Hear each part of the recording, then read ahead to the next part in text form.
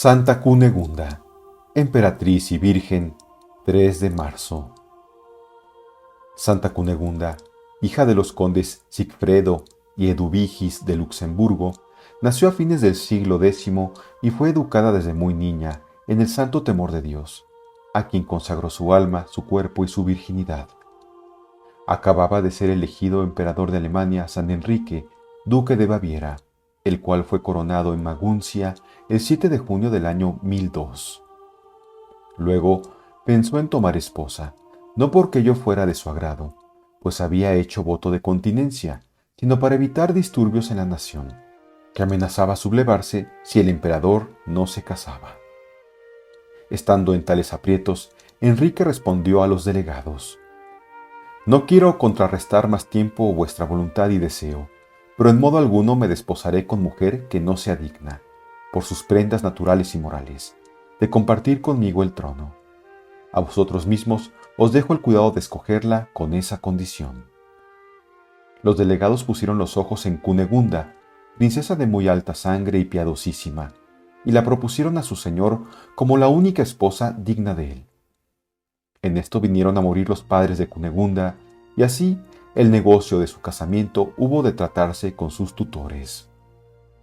Llenóse de pena el corazón de la casta joven con la noticia de su boda, mas sus deudos, ufanos con una unión que tanto lustre daría a su familia, combatieron cuanto pudieron los escrúpulos de Cunegunda y multiplicaron las instancias y las súplicas para que aceptara. Ella resistió con empeño, rogando al Señor le diera a conocer su voluntad, y, a poco, tuvo presentimiento de haber sido oídas sus súplicas, entendiendo le sería otorgada gracia para permanecer fiel a Jesucristo aún dentro del matrimonio. Aceptó, pues, y la boda con el emperador se celebró en medio de ferventísimas aclamaciones. Los hombres se regocijaban, puesta la mira en humanos fines, pero los ángeles, testigos de la virginal unión, entonaron en los cielos cánticos de santa alegría.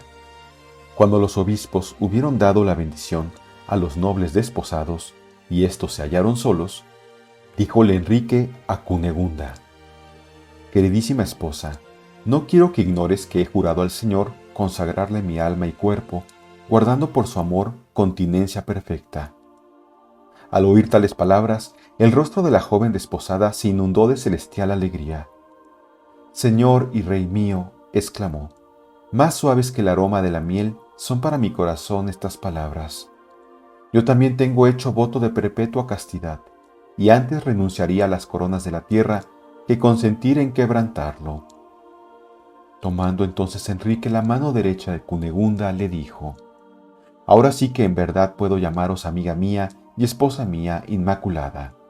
El Señor está con nosotros, pues Él ha inspirado a nuestros corazones la misma voluntad y los mismos deseos. Jurémosle permanecer fieles a su amor.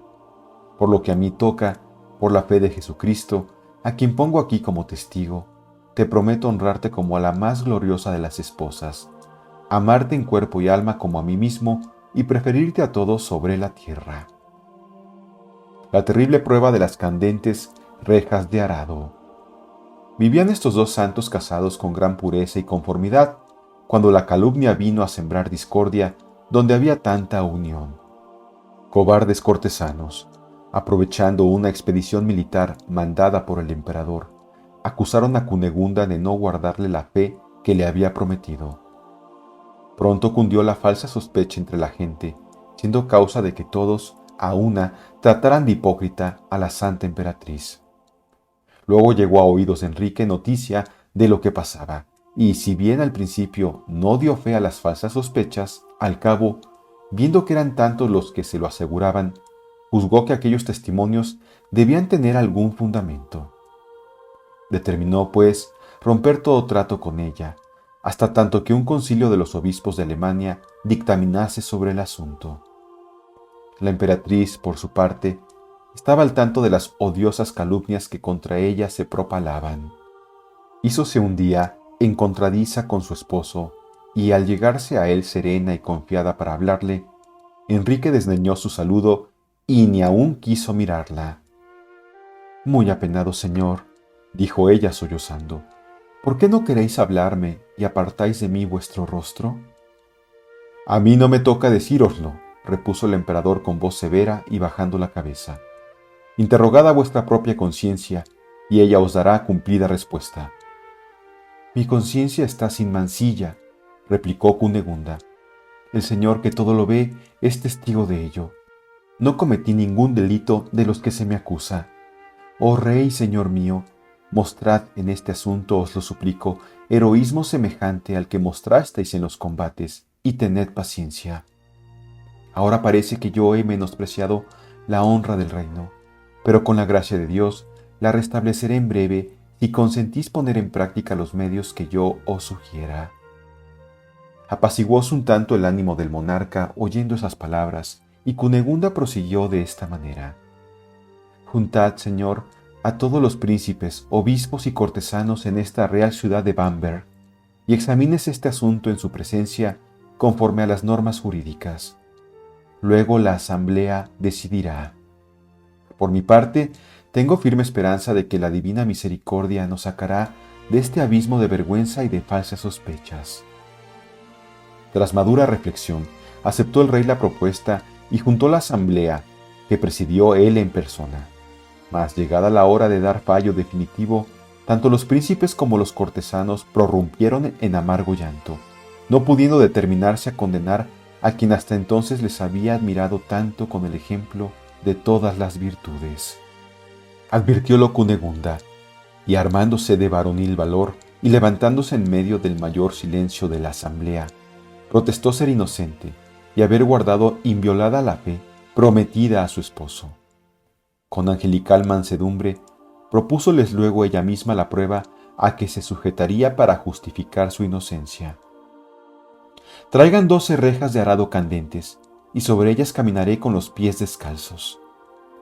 Esas pruebas llamadas juicios de Dios eran frecuentes en el siglo XI, pero sería tentar al Señor emplearlas sin particular inspiración del cielo, por lo cual justamente los papas las prohibieron.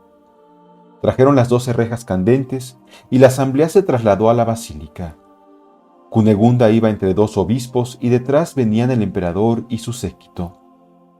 Conmovióse sobremanera Enrique al ver en el suelo las rejas que, hechas ascuas, chisporroteaban. No os empeñéis en vuestro horrible propósito, dijo a Cunegunda. Creo que ya sois inocente. Mas ella repuso con mansedumbre. Cuanto más dolorosa sea la prueba, tanto más logrará convenceros de mi inocencia. Alzando los ojos al cielo, comenzó a andar con los pies descalzos sobre los hierros candentes. Todos los ojos estaban clavados en la casta emperatriz. En cada reja ponía los 2 pies, repitiendo la oración. Oh Señor y Dios mío, apiadaos de vuestra humilde sierva. Y al llegar a la 12ª, permaneció en ella de pie como en trono de honor.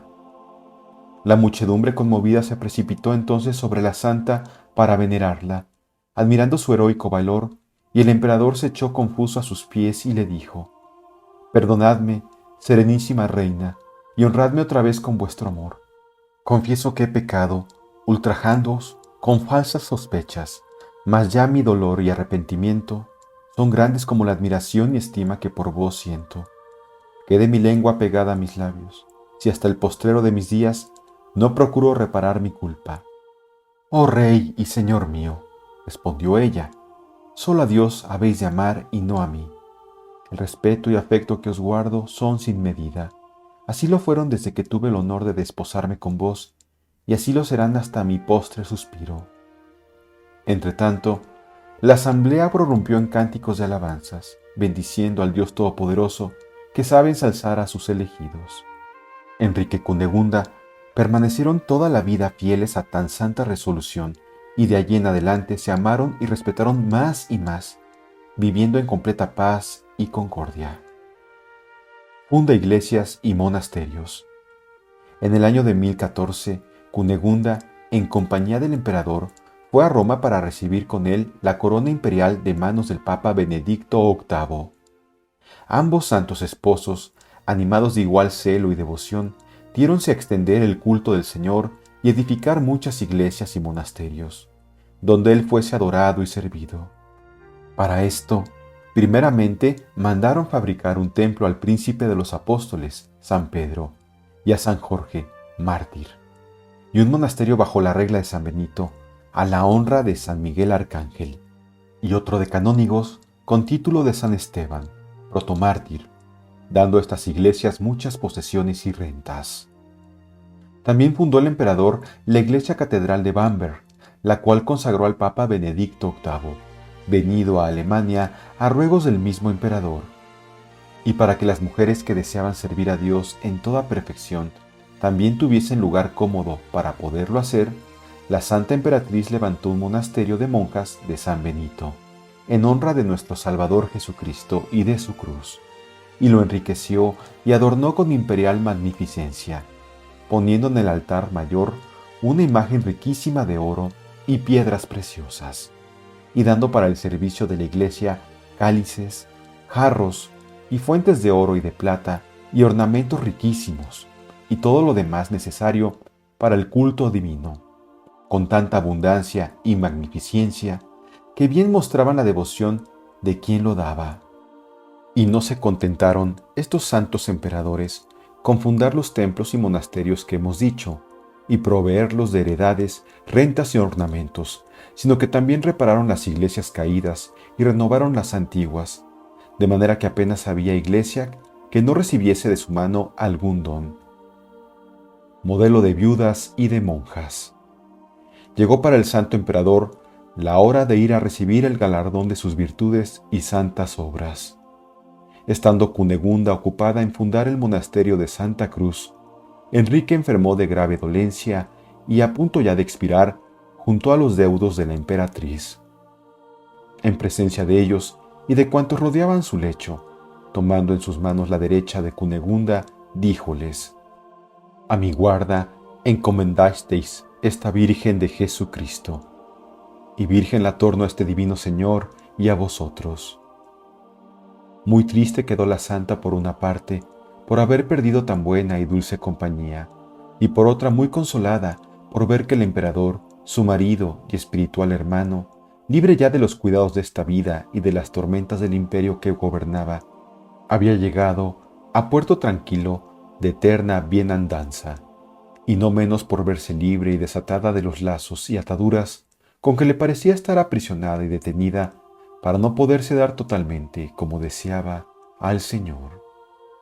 Cunegunda, después que cumplió con el alma del emperador, haciendo grandes limosnas por ella, mandó decir muchas misas por todas partes, y encomendándola a las oraciones de los siervos y siervas de Dios, determinó dar libelo de repudio al mundo, y hollar su propia grandeza y majestad, tomando el hábito de religiosa en aquel monasterio de monjas que había edificado. Para esto hizo llamar a algunos obispos y rogarles que viniesen a consagrar la iglesia de aquel monasterio, y, habiendo ellos venido, asistió la Santa Emperatriz a la misa que se celebraba con grande acompañamiento. Vestida conforme a su imperial majestad, ofreció una cruz con reliquia del madero santo de nuestra redención, y, acabado el evangelio de la misa, se desnudó de sus ropas imperiales y se vistió de otras humildes que ella misma había hecho con sus manos. Con la bendición del sacerdote, tomó el hábito de religiosa y se hizo cortar el cabello, que después se guardó por reliquia. Muchos de los circunstantes lloraban, unos porque perdían tan grande princesa y amorosa señora, y otros de pura devoción, considerando el ejemplo que les daba la que menospreciaba con tanta alegría el cetro y la corona, y los arrojaba a los pies de Jesucristo. Virtudes y prodigios. Con esto, la esposa de un emperador vino a ser lo de Jesucristo y compañera de las que hasta entonces miraba como hijas. En el monasterio no se consideraba como señora, sino como sierva y hermana de las demás. Hacía labor con sus manos, era muy asidua a la oración y al coro. Estaba siempre ocupada, leía y oía leer libros santos, visitaba a las enfermas, consolaba a las desconsoladas, y en su aspecto era gravemente suave y suavemente grave. Diferentes veces quisieron elevarla a la dignidad abacial, pero Cunegunda se resistió tenazmente y se dedicó al servicio de las religiosas enfermas con una abnegación extraordinaria, sin que disminuyeran en lo más mínimo su ardiente solicitud por ellas, ni la repugnancia que produce toda enfermedad, ni lo molesto de la asistencia a los enfermos, por adornados que estén de resignación. Y era de ver cómo toda una poderosa emperatriz, acostumbrada desde su nacimiento a recibir los homenajes de los más grandes y poderosos señores, asistía a aquellas pobres religiosas, haciendo sus camas, limpiándolas, curando sus llagas, preparando sus alimentos y haciendo, en una palabra, todos los menesteres de la más humilde enfermera. Y todo ello con angelical dulzura, con verdadero amor de madre, privándose del corto descanso que la comunidad se tomaba durante la noche, pues Cunegunda, al solicitar y obtener que corriera a su cargo la enfermería del convento, no se creyó por eso dispensada de las obligaciones que la regla monástica imponía a las demás religiosas. Antes, al contrario, era la más fiel observante de todas ellas y aún se excedía en su cumplimiento, sobre todo en los ejercicios de oración y de penitencia. Dióse de tal manera al menosprecio de sí misma, al estudio de la perfección y al amor y servicio del Señor, que fue espejo de religión, dechado de santidad y un vivo retrato del cielo. Dios nuestro Señor la ilustró con algunos milagros.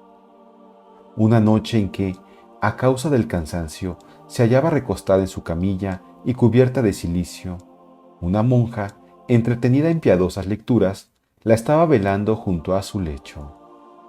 Al dormirse la lectora, la vela que tenía encendida en sus manos se cayó y produjo un gran fuego, a cuyo chisporroteo la emperatriz despertó y con la señal de la cruz apagó las llamas. Un día asistía al santo sacrificio de la misa. Al ir a presentar su ofrenda, según costumbre de la época, se quitó el guante de la mano derecha y, no encontrando a quien entregarlo para que se lo guardara, abrió la mano para dejarlo caer al suelo. Pero, oh prodigio, en aquel mismo instante penetró en la iglesia un rayo de sol y en él quedó suspendido el guante hasta que volvió a tomarlo Cunegunda al regresar de hacer su ofrenda. Muerte de Santa Cunegunda. Después de 15 años vividos en el monasterio y haber sido la admiración de todos y la edificación de las monjas por la humildad, paciencia, mansedumbre, abnegación y penitente vida, quebrantóse mucho su salud, debido a sus grandes austeridades, y le dio una enfermedad tan recia que ella misma conoció que se le acercaba el término de su vida. Estando ya al fin de ella y preparándose las cosas necesarias para su entierro, vio que sobre las andas ponían un rico paño de brocado, y volviéndose a las circunstantes les dijo: «Quitad ese paño, que no es mío. Cuando me desposé con un hombre mortal, me adorné con ricos y lujosos atavíos, mas el pobre hábito que ahora visto es el de una esposa de Jesucristo. Cubrid, pues, mi cuerpo con un vestido vil, y ponedle en una sepultura junto a mi señor y hermano Enrique, que me está llamando». Y con esto dio su espíritu al Señor a los 3 días de marzo del año 1040. Su sagrado cuerpo fue trasladado con gran concurso de fieles a la iglesia de Bamberg, donde desde hacía 16 años descansaban los preciosos y venerados restos de su santo esposo. En el trayecto recobraron la salud innumerables enfermos, con solo tocar las reliquias de la Santa Emperatriz. A tantas y tan extraordinarias curaciones con las que plugo al Señor manifestar la gloria que en el cielo goza su fiel sierva, añadióse un prodigio no menos admirable que trae el antiguo biógrafo de la santa. Al abrir el sepulcro de San Enrique para colocar en él el cuerpo de su esposa virgen, conforme al deseo expreso de la emperatriz, ocurrió un hecho maravilloso. Oyóse una voz que decía: «Oh Virgen, haz lugar a una virgen». Movióse al punto el cuerpo del emperador, corriéndose a un lado, con gran admiración de los presentes, y dejando el espacio necesario para colocar el de su angelical consorte. Cultos y milagros. Santa Cunegunda fue canonizada el día 3 de abril del año 1200 por el Papa Inocencio III, y su principal festividad se celebra el día 3 de marzo. La mayor parte de sus reliquias se hallan en Bamberg. También hay algunas en Viena, Colonia y Lisboa, y en el monasterio de Aubeck, en Baviera. Los innumerables milagros que obró en vida y después de muerta hicieron su devoción popularísima en Alemania. 3 muertos resucitaron merced a su intercesión. Uno de ellos volvió a la vida de esta manera. Cayó un niño de 3 años a un estanque donde murió. Allí permaneció todo el día sepultado bajo unos haces de lino que se remojaban en las aguas. Al caer de la tarde, vieron el cadáver unas mujeres que por allí pasaban. Sacáronle y lleváronle a casa de sus padres, los cuales quedaron afligidísimos, lamentándose toda la noche. Al día siguiente tuviéronse los funerales, a los que acudió el párroco con gran muchedumbre de fieles. Tema de todas las conversaciones eran por entonces las maravillas y prodigios obrados por la santa emperatriz Cunegunda, y así todos, a una voz, comenzaron a invocar a su celestial protectora. Al punto movió el niño los dedos de las manos y, al cabo de una hora, ante la muchedumbre atónita, se levantó lleno de vida. Este prodigio, añade el biógrafo, me lo refirió el mismo sacerdote que presidía los funerales, y ya antes, cuando el niño resucitado estaba todavía entre la muchedumbre, vinieron a contármelo algunos soldados, jurando que decían verdad.